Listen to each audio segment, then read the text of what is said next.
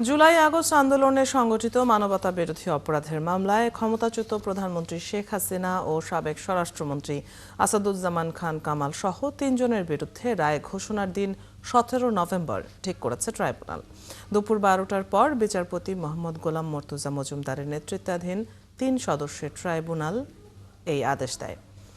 ১৭ November রায়ে সর্বোচ্চ শাস্তির প্রত্যাশা করছেন চিফ প্রসিকিউটর তাজুল ইসলাম।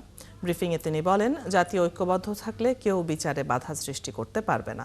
আর বিচার প্রক্রিয়ার কোনো অস্বচ্ছতা ছিল না বলে জানান রাষ্ট্রনিযুক্ত শেখ হাসিনার আইনজীবী আমির হোসেন।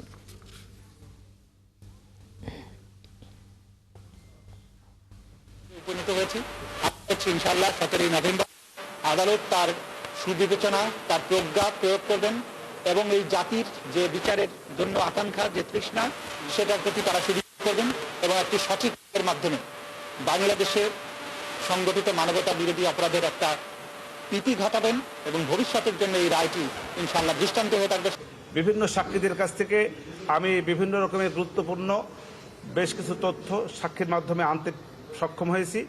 সব কিছু মিলিয়ে দালিলিক সাক্ষ্য সেসব জায়গায় আমি কন্ট্রোভার্সি ক্রিয়েট করার চেষ্টা করেছি এবং বিভিন্ন সময় দালিলিক সাক্ষীর উপরেও কন্ট্রোভার্সি ক্রিয়েট হয়েছে বলে আমি বিশ্বাস করি।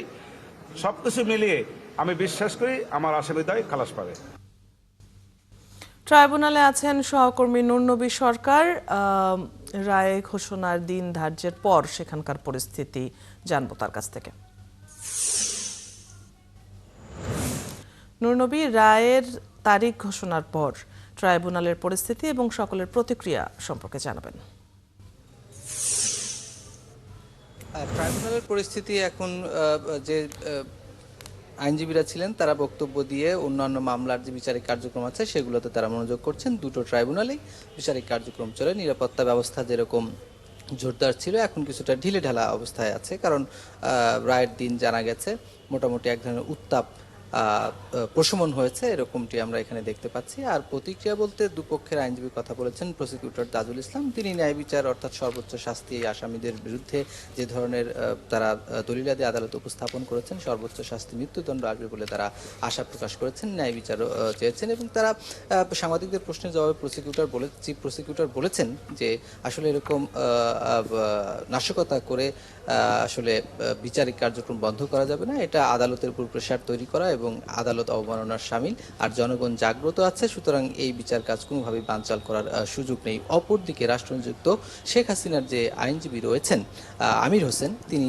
বেশ জোরালো যুক্তি উপস্থাপন করেছেন বলে তিনি দাবি করেছেন এবং তিনি বলেছেন যে তার যে